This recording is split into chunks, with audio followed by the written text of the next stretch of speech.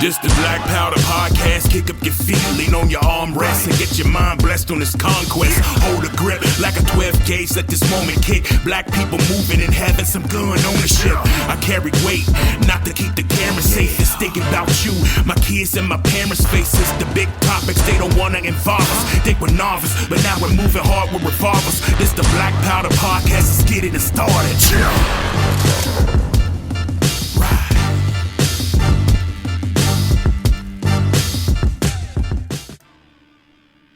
Primer's hit, the powder's lit. This is the Black Powder Podcast, where we chamber the narrative, light the message, and stay on target. Exploring firearms, culture, and community with the unique perspective of black gun ownership. The Second Amendment is for all, but here we aim to redefine the narrative of black society in the Second Amendment space and terraform the landscape of firearm communities with purpose and power. As always, if you have questions, comments, or would like to be featured on the show, please reach out to blackpowderpodcast@gmail.com and search for us on all popular social media sites such as Facebook, Instagram, Reddit, and more. If you're looking for past episodes, please find us on Spotify, Amazon Music, Audible, and more. Shout out to the supporters: Tactician Fragrances, Tardigrade Industry, Gun Club Radio, Hot Brass Clothing Company, and many more listed below in the information. Time to line them up and knock them down. So with me today, I have a special guest who is the CEO of Tardigrade Industries as well as Tactician Fragrances. Sir, if you would please introduce yourself. My name is Kris McKenna, and I am, as you said, the CEO of a company called Tardigrade Industries and a very, very new company called Tactician Fragrances. And I've tried these fragrances before, and we're going to get into it a little bit later on, but I just got done trying the 50 cent and it blew my ranking system apart. I don't know which one is my number one anymore. Damn it, Kris, they smell good. I know. It is tough to nail down. And it took a lot of time to do these because it wasn't just, hey, let's make a scent. It was a very grueling process of really testing like all of this. I have probably close to 500 different mixes that went on to get all these 4 scents. So it was a grueling process, but I think at the end it's worth it. So, and like you said, we'll get into that. It's fun. I could, as a satisfied customer, I could definitely say it's worth it. But let's go ahead and get started with one of the main questions that leads to why we have companies. So what was your journey that led you to founding Tardigrade Industries?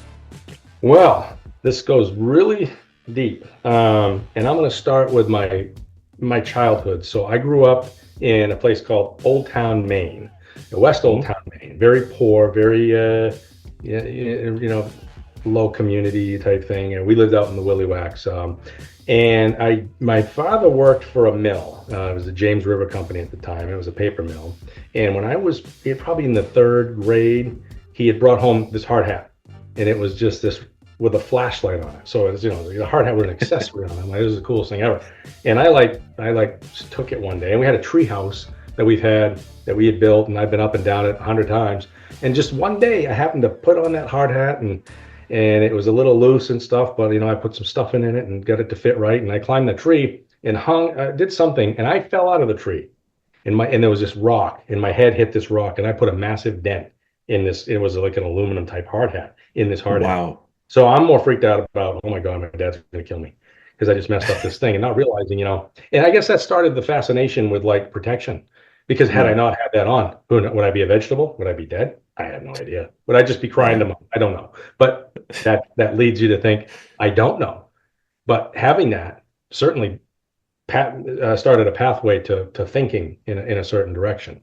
So fast forward a little bit through life, and I became a law enforcement officer for a while. I did it since 1999. Retired out of it as a sergeant. And during that time, it was like 16, 15, 14, somewhere around there, that tardigrades came out into the public. Like, these things are, we've known about them for a long time, but it happened to hit a news cycle, and maybe because they found them on the outside of the space station or something, they're just kind of kicking around. And to me, I just thought that's a really cool name. And it's, someday I want a company and that builds products, and that's what I'm going to name it. I'm going to name it Tardigrade. So when I got done out of law enforcement, I was working as this safety kind of safety coordinator supervisor for a large trucking company, and this helmet came out, and you can see it right there, that one. It was called the Ronin by DevTac. Very, very cool at the time, full face helmet and stuff. And I started a dialogue with the gentleman who produced it, and he sent me one. And my biggest I didn't like was there's just two little beady eyes. And it's very hard to see, very claustrophobic. And my thought was, well, we need to open that up. If we're going to go U.S. market, that needs to be like a visor. And he just wouldn't do it. He said, because ballistic glass is usually 1.5 inches thick to stop even a 9mm. And I'm like, well, that's no good. So I got to working on glass. And how do we make glass lighter and thinner to stop a particular threat so we can open that up into a visor? And that was in 2017, and I started messing around with materials. I started doing just weird things with polycarbonate acrylics and different things. And then there was one solution that kind of came together by accident, and I hate to say it, but most things just do happen by accident. And we were able to layer a very hard, super hard piece of glass, think almost like a diamond in hardness, to a piece of plastic polycarb. And what happens with this process is you leave the inner layer. There is no inner layer. There's no air gap. There's nothing. There's no solution to it. You just abut them together, which creates a crystal clear looking window, but also creates a pretty good kinetic event. So what happens when a projectile comes in and strikes the first piece is this piece says, boom, I'm out of here, and takes all that energy to break it up and crack it. Whereas this layer is very soft, very ductile, and goes bloop and catches the remaining energy of the projectile. And I thought, there it is, because now we've taken glass and condensed it from that 1.5 inches needed to hit multiple shots. What we're trying to stop is a 3x2 area, an almond, basically on your face. So that really only needs to take a very small amount of energy and one hit, pretty much. So that's when I kind of, I guess not invented, but discovered it. Immediately it was like talks about patenting, and we do have a patent on the product itself, so that's all good. And my other thing was, well, do I run with this on my own, or do I run with it with the helmet system? And it was instantaneously that I run with it on my own, and then Tardigrade was born. It kind of spells it out, right? Yeah, and honestly, I mean, whenever you first told me about the technology behind it, I thought it's pretty cool because it kind of reminds me of when what was that armor that came out? Dragon Skin, I think. Yep. Yeah, it came out a long time ago, and everybody was like, "This is the latest and greatest thing," but that you didn't really hear much about any new advancements in anything like that until much later on. And here you are, you're saying you basically changed the world of safety whenever it comes to tactical wear, which is honestly, I think is good, especially for police officers, overseas with our military, and I guess even in civilian usage, because I'm trying to work on becoming a firearm instructor myself. And the funny thing is, you go to some ranges, and in my case, I've got the 4-eyes thing going on, so they look at my glasses and like, yeah, you're pretty blind, so it should stop everything. Go ahead. No, it's glass though, so that's the problem. It's not really a safety glass because it's going to break, and it's even worse at that point because now you get shards flying at you. Which is why that solution of having the ductile piece that's going to catch all the shards and everything that doesn't allow it to penetrate through. But you're talking a massive hit too. You're talking a serious kinetic hit. Hitting these, and I guess the latest rendition of it is these ones here. This is the case it comes in. You probably saw that maybe on the site and stuff, but this is just our proprietary Molly case, which I like because we kind of gave our input on it. There's a guy who had some of it already done, but it's for a contract purpose. And what I really like about it is that the case is one-hand operation where you can open it. Oh, that's cool. And there's a shim on the back. So check this out. Once I open it and say it's attached to your body or whatever, when you close it, it automatically shuts itself and locks. So it's a hard lock case. Molly, any way you want, left, right, up, down, side, whatever. So I thought that was pretty cool. And that's just the case. And then you get into what the hardware is on the system itself, on the goggle system. And this is 4.85 ounces. Mhm. And at the lens, we were stopping upwards of almost 200 joules of energy, which equates to the 17 grain frag projectile, which they use for combat simulations. They use it on the helmets and in the EOD stuff. They will shoot this 17 grain, 22 caliber projectile, and the eyewear velocity is right around 660. That's what they have now, 660, and these are doing roughly about 2,000 feet per second. Combat helmet does 20. Just to put it into perspective, a combat helmet does 2,400 feet per second on that frag. So these are almost meeting the actual spec to a combat helmet for a frag, and weigh less than the required standard of 5.1 ounces. So what a knockout. I mean, this thing's is very cool. Very, very It's cool. a game changer, man. Game changer. Oh, yeah. I mean, it is very, very game changing is the right word for it. Takes a diamond to scratch the lens. You can't scratch Wow. it. Inside is treated with an anti-fog that's not a hydrophobic, but it's hydrophilic coat. So it's like a moisture-loving coat. So you can actually hold it over a tea kettle. It doesn't fog. Everything is what's called LSR bonded. So the silicone is actually chemically bonded to any of the plastics on the inside. So you can't take it apart. You can't rip it apart. It's impossible. You'd rip the unit in half if you did. So these are rugged. And that's the point is it's, again, tardigrade, rugged. Right. Just the best. And that's what these ones are. I'll spin that into where this led to. So I've been working on these, like I said, since 2017. And this was the latest rendition that we had, was called the Ocellus. And And get the ad right here. there it is. Yeah. Well, it's nice on your camera there. I like that. Yeah, I like it. It's just very great advertisement too. Professional. You Uh, said it's but called what the Ocellus? Yeah, Ocellus, which basically Ocelli or Ocellus is like multiple. It means the eye of a bug, which what's a tardigrade? Hey, he's a bug too. So Ocellus just kind of fit with that. Where we went with this was in 2018. No, 2020, 21. Must have been 21, 22, 22. A government contract came out, solicitation for eyewear that could do a phenomenal thing, and that is stop what this is stopping. So it was kind of like, wow, that's interesting. And I think somebody got wind that this was a real thing, but in the way the government works is they can't just come directly to you and say, we love what you're doing. We're going to change the complete mil spec standard on eyewear.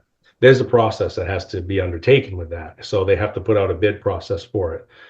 So I bid for this project, and I was awarded the project, which is closing very soon. You can look that up, and I'll provide you a link to that so you can look at it. Appreciate And that. that is a very resilient goggle system. That is, you think this is game changing. This one, and I can't speak a lot about it because it's still controlled unclassified, but whatever's on the website is free game on their website. And there's some images of it and some descriptors to it. And I'll let your mind go from there. It's pretty crazy though. Gotcha. Or else we'll have to redact the next 5 minutes of this conversation and just, You just got to show. You can show the link, and the link shows pretty much, what's out there available to the public on this. I have to deliver it next Thursday, so fingers crossed that we're going to get this thing over the finish line. I mean, I'll be honest with you, based on the conversation we had leading up to this interview, dude, you got this. I have no doubt so. because, I understand the hoping, but like just based on, because I mean, I never in my life, well, going to sound old, but I never in my lifetime would have imagined goggles and other technology that would actually stop bullets in general. Because usually, like if you take movies for what they are with a grain of salt, Sure. you watch a movie, you got the soldier behind the line over here, and he's trying to, let's say, take out a sniper or something, right? Yeah. But of course, the sniper being the sniper, he's like, and he's right. And just for that movie effect, they pull the soldier back, and you see that the bullet went through the eyewear that he's wearing. Yeah. Right. So it's like, well, I mean, they look cool, but what's the point of even wearing them? And now we have an answer to that. Like Yeah. And I mean, obviously, high-powered rifles are still high-powered rifles. Those are going to True, a lot true. of stuff. But it's what people don't realize is the fragmentation. The bullets hitting off walls, hitting off the ground, all the stuff flying around. If something goes off, a grenade, a bomb, an IED, anything going on in war Right. is just tearing through things. So it's not necessarily about stopping the bullet, but there's a specific standard for the helmet for a reason. Mhm. Otherwise, they'd be wearing hard hats. Just give them hard hats and safety glasses and go fight your war. But they give them combat helmets, and that's for a reason, because of the layered polyethylenes and old Kevlars that were making these helmets was super strong and resilient and would protect your head from the threats that were recognized in the field. Mhm. So there's a big push for what's called IHIPS, which is Integrated Head Protection System. And that is a helmet and a mandible, and then this area, which nobody's got it. And with my patent and with all of our time in doing this, we've solved this part because we're able to make this part thin enough and light enough to where it actually meets the specs of everything else they're trying to produce. So in the future, I think in the future, you're going to see tardigrade, with the actual head protection systems based on like something like that. That's so cool. And me being a gamer, I don't know why I'm getting like this is an old game, but kind of Army of Two vibes. I love Army of Where- Two. That was a fun game. What was it? Yeah, Rios, and what was the other guy's name? Tyson and Rios. Yeah, that was back to back. that was fun. And I love that game. That was good stuff. But and yes, this is not light. I mean, it is about 5 pounds. However, Right. that's what spins us into when we go from eyewear. Like, what else can we do with this? And it's now about face protection and mandible protection. So being a law enforcement officer, we always did we did the tactical trainings and the stuff like that, and the breaching training, SWAT 1, SWAT 2, and alert and active shooters and that type of stuff. And what you realize is that at the end of the day, you get a call like that, and it could be anything too, like a really bad domestic situation where there's a gun involved, Right. of nature. You don't know what you're getting into. So with this, why I liked it is because when we're going in as LE, you're going to the threat. Mhm. You're presenting yourself to it. And when we train to shoot, we train for the T-box in the head and the center mass. So it's Right. almost like the little bowling pin. You're going to shoot the bowling pin, and if you hit it here and here, you're good to go. So if you're going after a threat, why aren't you protecting the threat on yourself, which is the T-box? So that's why I came up with this. It took a long time to come up with this, and it's because there's several different factors going on with it. It's not just a mask like that, but you have breathing form factors inside of here, so you can actually breathe and dissipate. And it's offset enough so that you can actually get really good breath from it, and it doesn't claustrophobic you. The angles for the vision were good, so that you could see all the way around. And then Which the is angles important. for the actual unit itself made it so it fit your face comfortably and tight.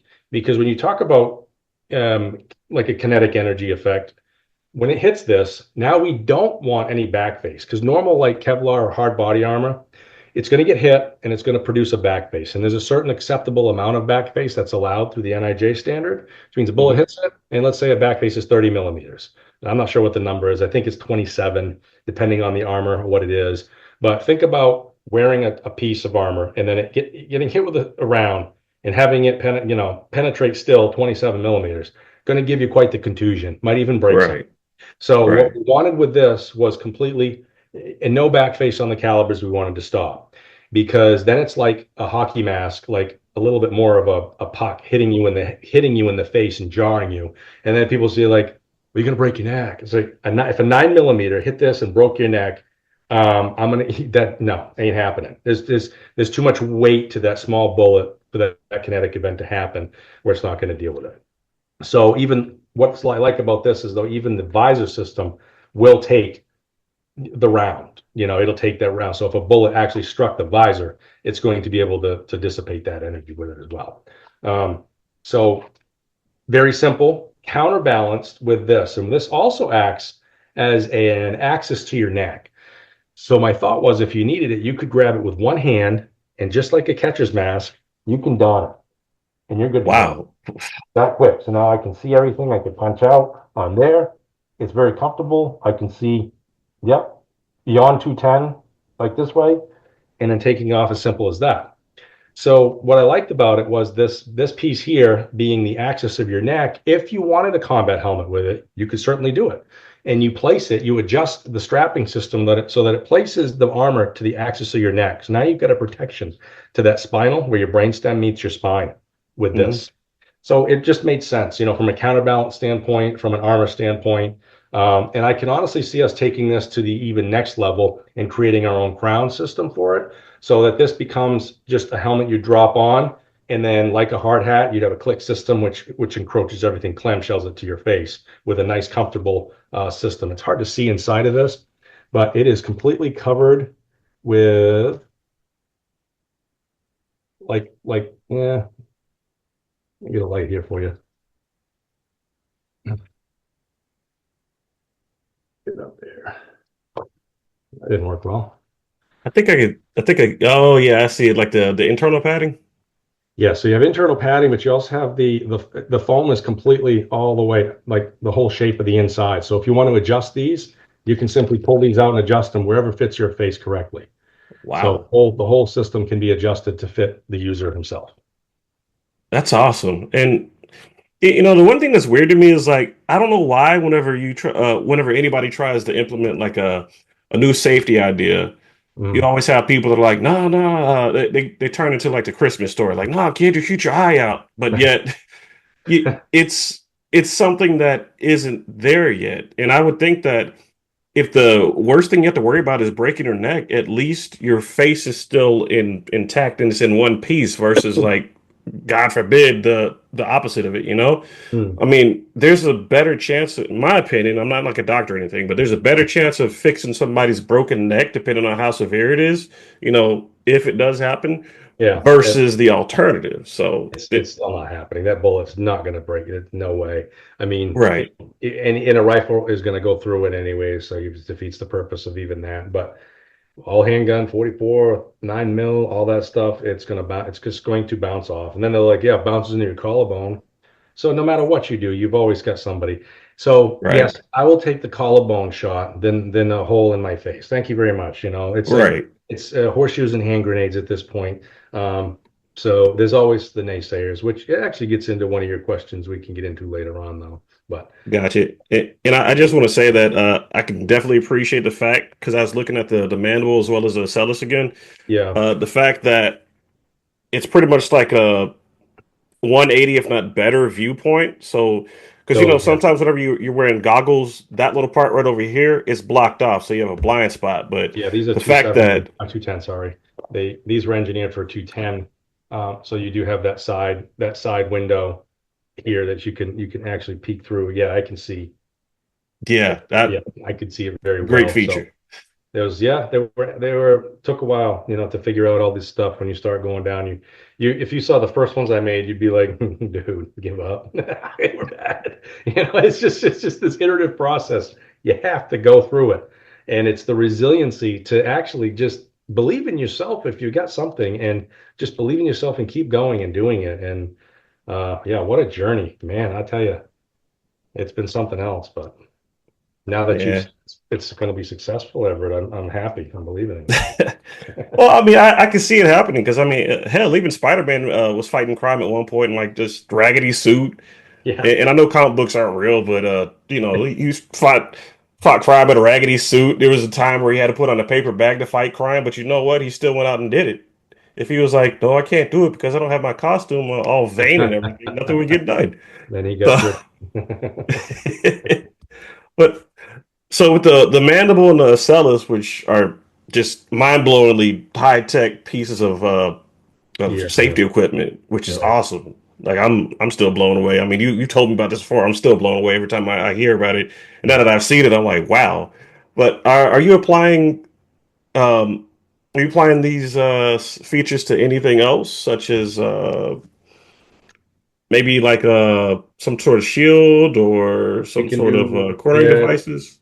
I recognize the potential to do the viewports on shields, and Mm, there's a couple interested places in having talks about that. So it's all comes down to numbers, comes down to what does somebody want? Do they want to spend an extra $1,000 for the shield, which they may, because some of these shields, just a regular a handheld kind of a shield that's level. I think it was like a 3+ with the glass 3+, and it was very pretty. It had a lot of bells and whistles, and it was like, that's cool. It was 14 grand.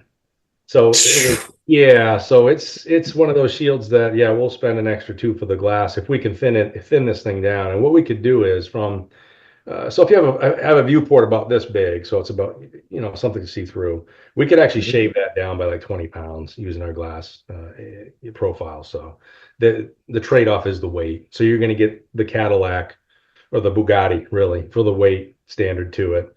And that's where it comes. That's where the premium would come in. And I think there's some interested parties out there for sure. Nice. Comes with Bluetooth connection. Well, we can do whatever you want.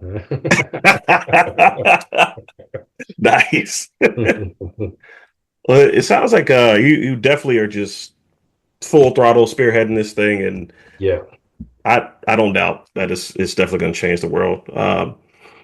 And it seems like there's a lot of your own personal principles put behind everything that you put out. What were some of those principles or philosophies that you believe in that guide the creation of your products? Well, first of all, I think it's just the creativity, because in my whole family, especially my mother's side, is the artists. They're artistic people. They're just drawing and painting, and that side of me, I got that side with them. So I go into a profession that's very logical, left brain, very, black and white. And then, Yeah. this guy over here who's 16.7 million colors and love it, and do a lot of stuff. And so I think it was just a matter of channeling that and those two professions kind of cross parallel. So you have the law enforcement side of it, and then the really the artsy side of it, creative side of it, and being in the field and trying to recognize, wow, I need something. What do I need? And that led to, the hindsight. It led to this thing. So these are made in New Hampshire. This one's probably more expensive than it should be, but it's Cool. it's titanium. It's titanium, and it has a QD mount to it. It's a quick release, so you can put it on the end of the rifle. And what it does is I was working at Waterville PD in Maine, and it was a late night. There was an alarm at a Martin's building warehouse. So two of us were it was a very busy night. We only had two guys to respond. Woman thinks a man went in. He might be armed. We don't know what's going on. So I was like, okay, great. So we go in and we have to clear, like clearing a building. However, every 10 feet, there's a pallet that's like 10 feet tall. In a 15,000 square foot building, that's an exhausting clearing. Right. So I was like, I wish I had even like a little tack mirror to do something. And then this kind of made the idea where you put this on the end of the rifle, and now I can pop it around the corner, and I can't really see, but boom, I can now get a clear deep 90 that pocket. I can deep 90 it, or I can, as I'm moving forward, I could quickly check my six and just, have it's like a rear view mirror for your rifle. And kind of a neat idea. It's a very neat idea. It's definitely a lot better than picking up a piece of glass and hoping that it doesn't get shot. You just it does open your eyes. Much like when we go to shot and stuff, we'll bring a blue gun so people can try it, and when they demo it, they get it. It clicks instantly, because it's like, oh my, it's very cool to have. Yeah, might try and see if I can make SHOT Show this time, but I don't know. I got to see what the schedule looks like. Well, let me know. I'll get you in. You need a ticket, so I'll get you a ticket. Appreciate it, man. Thanks. Let's go. Give me a hat or something. I don't want to be like, yeah, I'm just hanging around here. I'll be like, hey, you look like you need some tactical gear, and you smell kind of funky. Come with me. Just. Nah, I don't want to chase the customers away like that. Funny. But what do you think sets you apart from the average everyday competition, other than everything sounding so awesome and being super thought about and high tech and just effective? Yeah, I mean, I just think it's the especially on the goggle side, that whole technology, it's just how well it outperforms everything else. There's nothing else in the world like it. And I think reason being is because nobody's really pushed for a new adoption of any type of a standard to it. I mean, we've had the same solution since like the 1950s. The polycarbonate eyewear solution's been there, and nobody's been chasing it, I guess, to try to change it. And what I learned back in when I was starting the journey, like 2018 or so, was the injury data. And you can look it up. They did a 10-year study, the Department of Defense, over Afghanistan and Iraq. And it was $26 billion in ocular injuries. 10 years. So you're talking 2.6 billion per year annually, 2.3 billion annually on the injuries. And then you can condense that to what's IED frag, and it's still 43%. So I'm even going to say it's 13 billion over 10 years. It's more than a billion per year just on the injuries alone, not to mention the quality of life for the soldier and coming home or losing his eye. That's a debilitating injury. It's going to cost a lot. But I guess to the generals, it would be your attrition rates, because that eye gets injured, you're out of the fight for a while. So you lose that attrition. Right. So it's about saving that as well. This the Black Powder Podcast, let's get explicit. We got the wisdom hitting targets with a marksman precision. We're having fun in the booth, we're running gun for the truth. Every future black gun owner, we're spreading the news. We do it legal, we're moving regal and blessing the people. Some hopes for the culture, we keep it locked like guns in our holster. Holding it down as we're loading the rounds. If they were nervous back then they're gonna be scared of us now. Black Powder Podcast, we'll be back in a while.